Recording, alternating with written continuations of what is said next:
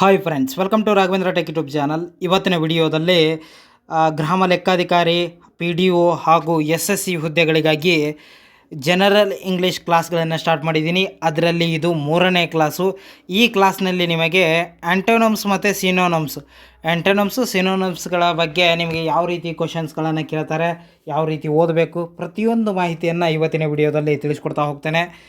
ಇದುವರೆಗೆ ನಮ್ಮ ಚಾನಲ್ನ ಯಾರು ಸಬ್ಸ್ಕ್ರೈಬ್ ಮಾಡಿಲ್ಲ, ಪ್ಲೀಸ್ ಹೋಗಿ ಸಬ್ಸ್ಕ್ರೈಬ್ ಮಾಡ್ಕೊಳ್ಳಿ. ಹಾಗೆ ಟೆಲಿಗ್ರಾಮ್ ಚಾನಲ್ಲು ಹಾಗೆ ವಾಟ್ಸಪ್ ಗ್ರೂಪ್ಗಳಿದ್ದಾವೆ, ಅದಕ್ಕೂ ಜಾಯ್ನ್ ಆದರೂ ಸಹ ಅದರಲ್ಲಿ ನಿಮಗೆ ನೋಟ್ಸ್ಗಳನ್ನು ಹಾಕ್ತಾ ಇರ್ತೀವಿ. ಯಾರ್ಯಾರು ಗ್ರಾಮ ಲೆಕ್ಕಾಧಿಕಾರಿ ಹಾಗೂ ಪಿ ಡಿ ಒ ಹುದ್ದೆಗಳಿಗೆ ಓದ್ತಾ ಇದ್ದೀರಿ ಅವರಿಗೆ ಪೇಪರ್ ಟೂಗಾಗಿ ನಮ್ಮ ಹತ್ರ ನೋಟ್ಸ್ಗಳಿದ್ದಾವೆ. ಬೇಕಾದವರು ಈ ನಂಬರ್ಗೆ ವಾಟ್ಸಪ್ ಮೆಸೇಜ್ ಮಾಡಿದರೆ ನಿಮಗೆ ಕೇವಲ 100 ರೂಪಾಯಿ ಒಳಗಡೆ ನೋಟ್ಸ್ ಸಿಗ್ತವೆ. ಬನ್ನಿ ಇವತ್ತಿನ ವಿಡಿಯೋನ ಶುರು ಮಾಡೋಣ. ಮೊದಲನೆಯದಾಗಿ ವಾಟ್ ಈಸ್ ದ ಸಿನೋನಮ್ಸ್ ಅಂದರೆ ಕನ್ನಡದಲ್ಲಿ ಏನು ಅಂತ ನೋಡ್ತಾ ಹೋಗೋಣ. ಕನ್ನಡದಲ್ಲಿ ಸಮಾನಾರ್ಥಕ ಪದಗಳು ಅಂತ. ಸಿನೋನಮ್ಸ್ ಅಂದರೆ ಸಮಾನಾರ್ಥಕ ಪದಗಳು ಅಂತ ಅರ್ಥ. ಇಲ್ಲೊಂದಿಷ್ಟು ಎಕ್ಸ್ಪ್ಲೇನ್ ಇದೆ, ನೋಡ್ತಾ ಹೋಗೋಣ. A synonyms is a word which is identical in sense and usage another. ಅಂದರೆ ಒಂದು ಪದದ ಸಮಾನಾರ್ಥಕ ಪದ, ಅದು ಪದಗಳು ಏನಿರ್ತವೆ ಸೇಮ್ ಇರ್ತವೆ. ಯಾವ ಥರ ಅಂದರೆ ಇಲ್ಲಿ ಎಕ್ಸಾಂಪಲ್ ಇದೆ ನೋಡಿ, ಪಾಸ್ಟ್ ಅನ್ನೋದಿದೆ. ಆ fast is a synonyms of quick.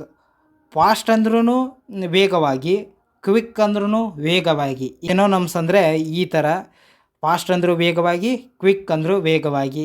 ಈ ತರಹದ ಕ್ವಶನ್ಸ್ಗಳನ್ನು ನಾನು ಮುಂದೆ ಹೇಳ್ತಾ ಹೋಗ್ತೇನೆ. ಇನ್ನು ವಾಟ್ ಈಸ್ ದ ಆ್ಯಂಟೋನಮ್ಸ್? ಆ ಸಿನೋನಮ್ಸ್ ಅಂದರೆ ಸಮಾನಾರ್ಥಕ ಪದಗಳು, ಅದೇ ಥರ ಆ್ಯಂಟೋನಮ್ಸ್ ಅಂದರೆ ವಿರುದ್ಧಾರ್ಥಕ ಪದಗಳು.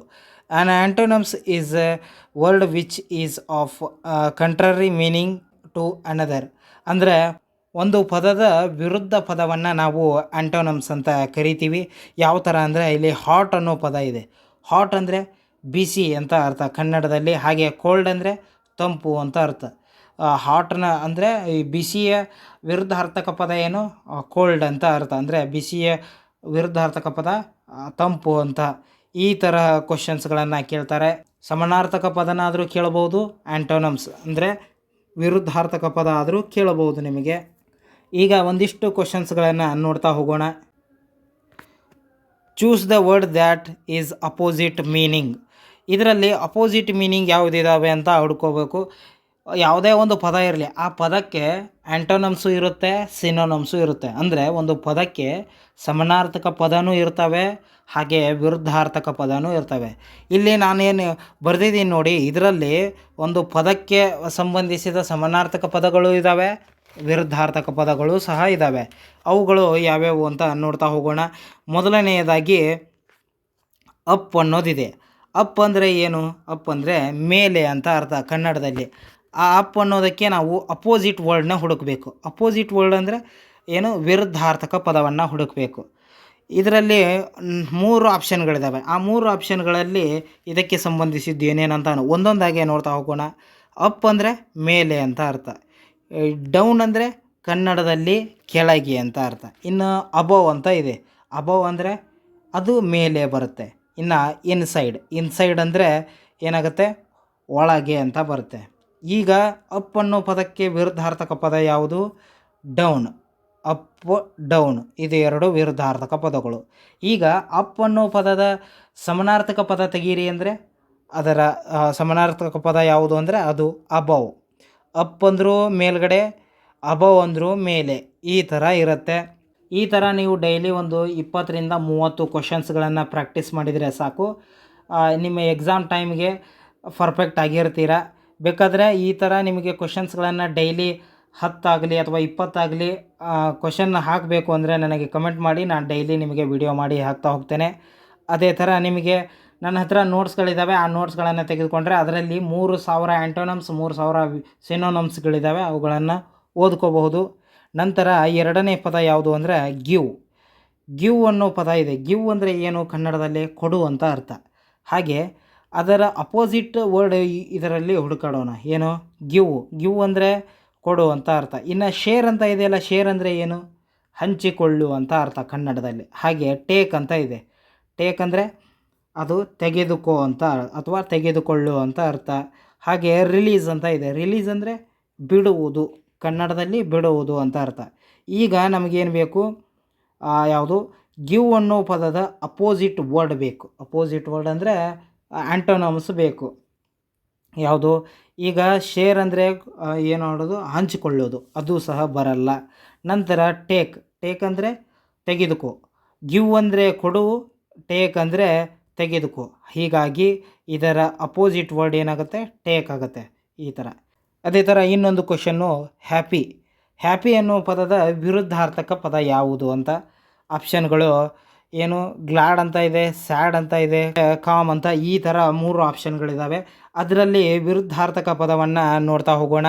ಮೊದಲನೇದಾಗಿ ಗ್ಲಾಡ್ ಅಂದರೆ ಏನು ಅನ್ನೋದು ನಮಗೆ ಗೊತ್ತಿರಬೇಕು. ಗ್ಲಾಡ್ ಅಂದರೆ ಸಂತೋಷ ಅಂತ ಅರ್ಥ.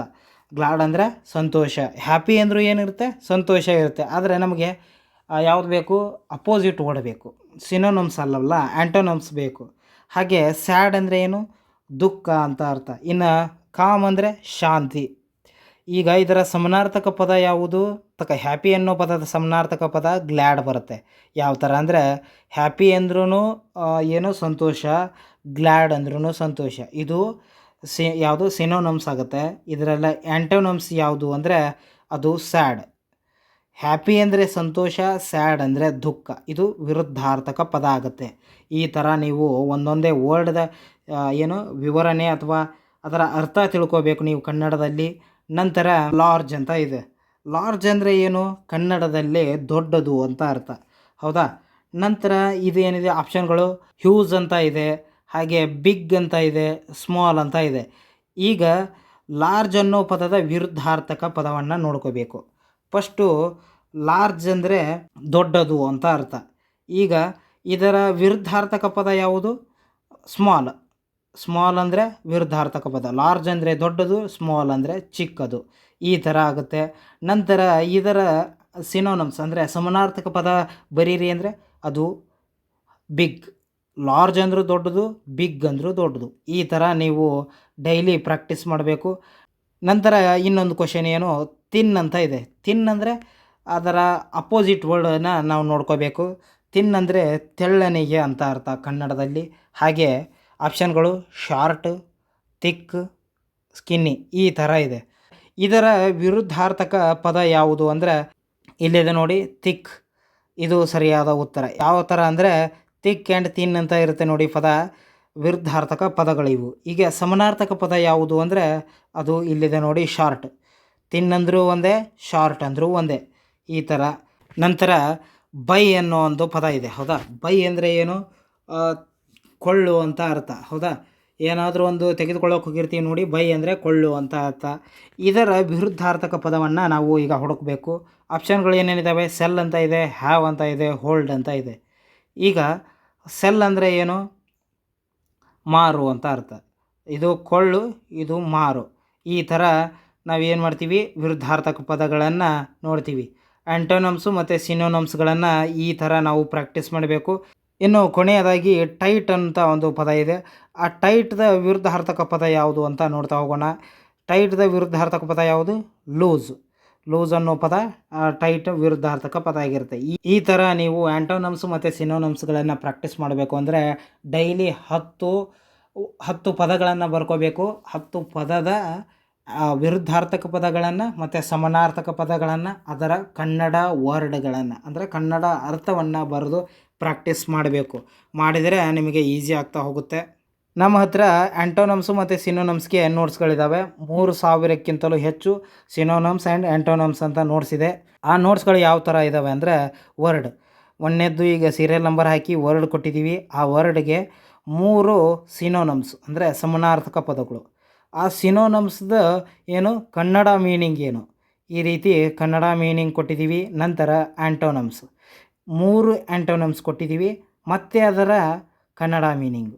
ಒಂದು ವರ್ಡ್ಗೆ ಆ್ಯಂಟೋನಮ್ಸ್ನೂ ಇರುತ್ತೆ, ಅದೇ ಥರ ಸಿನೋನಮ್ಸ್ನೂ ಇರುತ್ತೆ. ಅದರ ಕನ್ನಡ ಮೀನಿಂಗ್ ಕೊಟ್ಟಿದ್ದೀವಿ. ಪ್ರತಿಯೊಂದು ಮಾಹಿತಿಯನ್ನು ನಮ್ಮ PDF ಕೊಟ್ಟಿದ್ದೀವಿ. ಬೇಕಾದವರು ವಾಟ್ಸಪ್ ನಂಬರ್ಗೆ ಮೆಸೇಜ್ ಮಾಡಿ ನೀವು ಆ PDF ತೆಗೆದುಕೊಳ್ಳಬಹುದು. ನೆಕ್ಸ್ಟ್ ವಿಡಿಯೋದಲ್ಲಿ 1 ವರ್ಡ್ ಸಬ್ಸ್ಟಿಟ್ಯೂಷನ್ಸ್ ಬಗ್ಗೆ ಕ್ಲಾಸ್ ಮಾಡಿ ಹಾಕ್ತೇನೆ. ಧನ್ಯವಾದಗಳು.